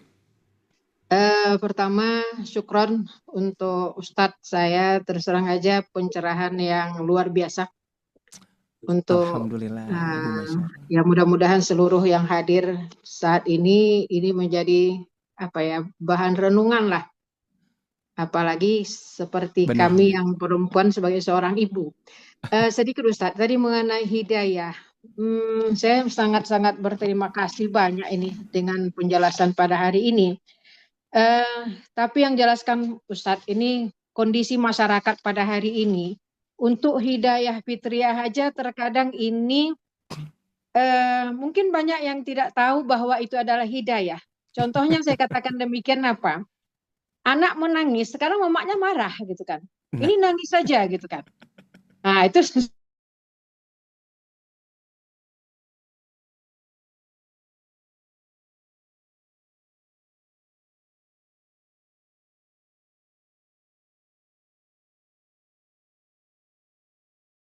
Allah. Tapi kita sekarang kan dengan para generasi pada saat ini Ustadz. Yang mungkin Afwan, yang barusan baik. terputus ya, Ustaz ya? Oke, diulangi Terus Bu, Ibu Maisyarah, ya dikhawatiran silakan ya, lanjut. ngomong-ngomong. Kondisi remaja pada saat ini Ustadz yang dapat dikatakan terputus ya kan, kita lihat aja lah untuk Ramadan hari ini saat ini walaupun mungkin di sekian banyak tempat itu gambarannya kan tidak saya bilang kan nggak suasana Ramadan begitu. Terputus ya Ustadz, terputus ya kan, terputus banyak hal-hal yang seharusnya dilakukan tapi tidak dilakukan. Kira-kira Ustadz apa ya trik-trik kita mengawal ya, kalau kan kita kan perlu ini kan untuk anak dan zuriyah kita gitu kan Ustadz. Kita Betul. berpikir ke depan. Tidak hanya untuk kita tapi zuriyah kita gitu. Kondisi hari ini seperti ini yang jelas namanya pengetahuan tentang Al-Qur'an itu kan sudah banyak yang abai gitu kan. Betul. Termasuk mungkin orang-orang tua ya juga mungkin belum paham, belum tadabbur gitu kan. Jadi saya juga ini Ustadz Ari seusul, mungkin kita perlu juga tambah tadabbur ini sobat ngaji Ustadz. Ya, Iya. harapannya seperti itu, mudah-mudahan Ustadz Abi mau ya. Iya, Kita doakan ya. mudah-mudahan sehat panjang umur. Bisa Amin, nanti amin. tadabbur juga ada mungkin kita ambil waktu Ustadz ya. Baik, Ustaz, Sedikit baik saja Bu Maisyarah. Ustadz, yang mudah-mudahan mungkin apa dan bagaimana dan mungkin ada nggak khusus doa gitu kan gimana supaya hidayah itu bisa kita kawal gitu Ustadz. Itu aja Baik. Ustadz, makasih. Baik, saya coba jelaskan Assalamualaikum Ibu. warahmatullahi wabarakatuh. Masya Allah, luar biasa nih pertanyaannya, kepeduliannya bagus sekali. Jadi begini ya, di dalam saya tuh kalau tidak salah membaca di Al-I'jaz, jadi kemujizatan Al-Quran yang ada dalam ulumul Quran. Jadi kan kemujizatan itu ada 3, Bu. Pertama, Al-I'jaz Al-Lugawi, kemujizatan Al-Quran secara bahasa. Yang kedua, Al-I'jaz Al-Ilmi, kemujizatan Al-Quran secara ilmu pengetahuan. Yang ketiga yaitu Al-I'jaz At-Tashri'i. Nah, yang berkaitan dengan pertanyaan Bu Maisyarah itu adalah Al-I'jaz At-Tashri'i, yaitu kemujizatan secara pensyariatan. Ibu, jadi manusia itu mesti mengikuti yang disebut dengan syariat. Maka nanti yang mengikuti syariat itu ada fardiyah. Masing-masing ada yang disebutin mujtama'ah, yaitu secara kemasyarakatan. Nah, oleh karena itu, satu keluarga itu merupakan bagian terkecil daripada masyarakat. Makanya di dalam Al-Quran, dalam hadis disebutkan kullu maulud yuladu 'alal fitrah. Nah, setiap manusia yang dilahirkan itu berada dalam fitrah. Fa'abawahu, maka kedua orang tuanya lah yang akan mempengaruhinya. Makanya betul tadi yang Ibu Maisyarah sampaikan. Jadi dalam keluarga itu kan ada ibu, ada anak, ada ibu, ada istri, ada bapak gitu kan, ada anak. Maka ketiga komponen inilah yang harus melaksanakan syariat itu. Jadi kalau pendidikan itu bukan pendidikan untuk anaknya saja. Begitu. Demikian pula bukan pendidikan untuk orang tuanya saja. Makanya kedua-duanya itu harus mendapatkan pendidikan itu. Jadi si anaknya harus belajar. Demikian pula orang tuanya pun harus belajar. Oke. Caranya, kalau si anak itu misalkan sekolah gitu kan, itu bisa diteliti gitu. Oh, sekolah kan sampai jam 2. Nanti bagaimana sorenya? Nanti bagaimana maghribnya begitu. Nah, itu tinggal diperhatikan saja di tempatnya itu. Apakah ada tidak pengajian untuk anak-anak? Demikian pula pengajian untuk anak-anak di waktu maghrib. Itu bisa menjadi cara untuk memberikan pengetahuan itu. Demikian pula ada yang disebut dengan pengajian untuk orang tuanya. Sekarang di sekolah itu suka ada dibuat tuh pengajian orang tua. Nah, itu terus dievaluasi siapa yang hadir gitu, siapa yang tidak hadir, kenapa tidak hadir, itu bisa diperiksa. Begitu, bisa diteliti. Nah, nanti setelah itu misalkan di luar sekolah ada yang disebut pengajian, tetap itu berkaitan dengan apa? Keluarga, sekolah, madrasah yaitu masjid, itu harus saling berkaitan. Kenapa? Karena itu akan mempengaruhi pribadi seseorang tersebut. Kalau anak itu gampang untuk memperhatikannya itu. Tanya saja kepada orang tuanya. Makanya tadi kan Bu Maisaro itu orang tuanya juga kan bagaimana tuh? Apakah yang ngaji, yang belajar itu hanya anaknya saja atau orang tuanya? Nah gitu kan. Nah oleh karena itu masing-masing dari keluarga, ada suami, ada istri, ada bapak, ada ibu, ada anak. Ketiga komponen dari keluarga tersebut itu pertanyaannya belajar tidak? Kalau masing-masing sadar akan tolabul ilmi, mencari ilmu, apalagi berkaitan dengan Quran dan As-Sunnah, saya yakin satu keluarga itu akan berkualitas. Cara seperti itu satu keluarga belajar terus semuanya gitu kan. Nah, nanti akan bergabung dengan yang disebut dengan kemasyarakatan. Nah, itu yang disebut dengan mujtama. Pardiahnya sudah bagus, keluarganya sudah bagus, kemudian nanti bergabungnya juga bagus. Bermasyarakatnya juga bagus. Nah, nanti dari sinilah akan saling mempengaruhi. Jadi dari keluarganya dulu yang harus diperhatikan. Apakah keluarganya itu adalah orang-orang yang terdidik, orang-orang yang mengaji, orang-orang yang mencari ilmu. Dari sana bisa jadi terlihat kualitas akan masyarakat. Terus semakin ke atas, Bu. Semakin ke atas ke negara gitu kan. Satu Indonesia. Pertanyaannya tadi, kesadaran akan seseorang belajar. Tentu saja yang dimaksud dengan belajar itu saya titik tekankannya itu belajar agama. Dan ini saling berkaitan. Siapa? Guru lah, ustadz lah, pemimpin lah. Ini saling keterkaitan. Kemudian Agnia gitu. Siapa yang mengatakan itu saya tidak lupa lagi Bu yang yang mengatakannya itu. Pokoknya kemasyarakatan, masyarakat itu akan berkualitas, akan luar biasa itu apabila didukung oleh 3. Pertama, para pengusaha yang jujur. Kedua, ulama yang amanat. Ketiga, pemimpin yang adil. 3 saja ini. Apabila salah satu dari 3 ini ada yang kurang, maka kualitas masyarakat pun akan berkurang. Itu saja mungkin Bu Maisaro, itu hanya sekedar sedikit cara lah untuk menyadarkan manusia mungkin ya. Kembali lagi kepada kesadaran akan dirinya untuk mencari ilmu. Dengan ilmulah orang akan menjadikan dirinya itu lebih baik. Itu mungkin. Masya Allah, barakallahu fikum ya. Syukron Ustaz, jazakumullahu khairan katsiran atas ilmunya, dan kita doakan bersama-sama mudah-mudahan Ustaz Ami selalu disehatkan, diberikan keberkahan dan dilimpahkan rezeki yang mulia dari Allah Subhanahu wa taala. Dan terakhir Ayah Bunda, saya pengen tahu kalau misalkan kelas tadabbur ini ada, siapa yang mau coba bilang mau di kolom komentar, kita lihat Ustaz. Ya, siap, monggo silakan sebanyak mungkin. Wah, siap tuh Ustaz, gimana nih Ustaz?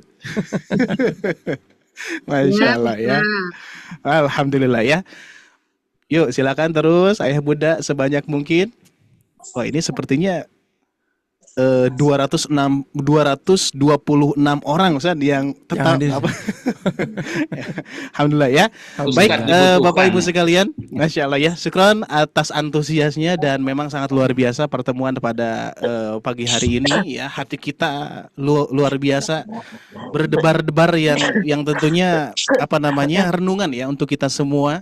Dan memang sebetulnya saya pun juga harapannya Sobat Ngaji ada sosok yang tentunya bisa men-sharekan hal-hal yang seperti ini. Jadi sekali lagi bukan berarti tidak dibuka programnya, tapi kita doakan mudah-mudahan Ustadz Ami bisa mengisi programnya. Gitu, ya. Oke ya, setuju ya, ayo Bunda ya, setuju insya Allah ya, alhamdulillah. Mudah-mudahan Allah berikan rezekinya kepada Sobat Ngaji, terkhusus umumnya untuk Ayah Bunda, untuk kita semua, tidak hanya untuk Ayah Bunda, sebetulnya kita pun juga harus ya, dan semua orang pun juga dituntut oleh Allah Subhanahu wa taala untuk senantiasa belajarnya dan niatkan untuk senantiasa mengharap pahala dan ridho Allah Subhanahu wa taala. Baik Ayah Bunda sekalian, kita cukupkan untuk kajian pada kesempatan pagi hari ini, dan saya informasikan jadwal Ustadz Ami yang berikutnya mohon dicatat. Silakan dicatat dulu ya, biar tidak terlewat pembahasannya, karena ini pembahasannya yang berikutnya ya berarti ya ayat 7 tuh ya. Jadi jangan sampai terlewatkan nih ayat 7-nya ya. Terus bagi Ayah Bunda yang terlewat kajiannya, tidak usah khawatir karena kita sudah menyediakan rekaman ulangnya. Jadi sehingga nanti bisa disimak ulang. Jadi tidak usah khawatir bagi yang aduh Ustaz saya baru hadir barusan ikut privat dulu, itu seperti itu ya. Enggak apa-apa. Silakan nanti insya Allah akan di-sharekan. Terus jadwal berikutnya mohon dicatat tanggal 27. Tanggal 27 ya. Yaitu hari Jumat berikutnya gitu ya, dan kajiannya di ayat ke-7-nya. Jamnya sama ya, jamnya di jam 8.00 waktu Indonesia Barat sampai 27 Februari 27 ya, jadi minggu depan, Jumat depan ya insyaallah. Oke, mudah-mudahan kita doakan kembali minggu depan Ustadz Ami sehat dan bisa hadir dan men-sharekan ilmunya kepada kita semua. Amin ya robbal alamin. Barangkali itu saja Ayah Bunda yang bisa disampaikan. Sepertinya saya ingin ditutupnya sama Ustadz Ami saja deh ya. Ada sentuhan-sentuhan motivasi terbaik untuk kita semua dan sekaligus ditutup kajiannya. Ustadz, monggo. Afwan. Baik Bapak Ibu sekalian, itu saja mungkin yang bisa saya sampaikan. Mudah-mudahan besar manfaatnya. Mudah-mudahan kita terus ditambahkan ilmunya, hidayahnya Bapak Ibu. Jadi mempelajari Al-Qur'annya ditingkatkan, bagus tadi seperti halnya yang dikatakan Bu Maisyarah. Terus si Qur'annya sudah bisa baca Qur'an, tahsinnya, tajwidnya, pemahamannya. Karena memang itu adalah kewajiban kita sebagai orang yang beriman. Mudah-mudahan Allah Subhanahu wa taala senantiasa menetapkan kita dalam hidayahnya. Demikian aku qouli hadza wa astagfirullah li wa lakum. Assalamualaikum warahmatullahi wabarakatuh. Waalaikumsalam warahmatullahi wabarakatuh. Terima kasih Ayah Bunda, sampai jumpa kembali di pertemuan berikutnya insyaallah. Barakallahu fikum. Bangga Ibu. Syukran.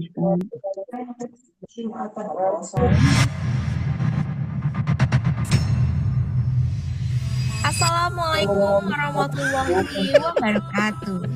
Bapak Ibu Allah muliakan, bagaimana nih kabarnya? Semoga senantiasa selalu diberikan kesehatan, diberikan keberkahan, serta dimudahkan setiap amal kebaikannya. Gimana nih Bapak Ibu semua untuk program Ramadan yang sedang berjalan? Menarik dan penuh manfaat ya. Ramadan adalah bulan terbaik untuk memperbanyak amal, dan pada kesempatan yang penuh dengan keberkahan ini ini kami mengajak Bapak Ibu semua untuk beramal jariah yang insya Allah pahalanya akan terus mengalir, yaitu dengan memberikan support terbaik untuk program Ramadan bertajwid online yang diselenggarakan oleh tim Sobat Ngaji. Setiap support yang Bapak Ibu berikan akan kami bantu salurkan untuk menjadi penyemangat bagi para guru Al-Quran, pengembangan fasilitas, dan mendukung keberlangsungan program pembelajaran Sobat Ngaji. Bapak Ibu dapat menyalurkan support Ramadan ini melalui rekening yang telah kami sediakan di bawah ini. Berapapun support yang Bapak Ibu berikan, insya Allah bernilai besar di sisi Allah Subhanahu wa Ta'ala, terlebih di bulan yang penuh kemuliaan ini. Jazakumullahu khairan kasiran. Semoga Allah menerima amal ibadah kita dan menjadikannya pemberat timbangan kebaikan kita di akhirat kelak. Sekian yang dapat kami bantu sampaikan. Saya Sipa pamit undur diri. Wabillahi taufiq wal hidayah. Wassalamualaikum warahmatullahi wabarakatuh.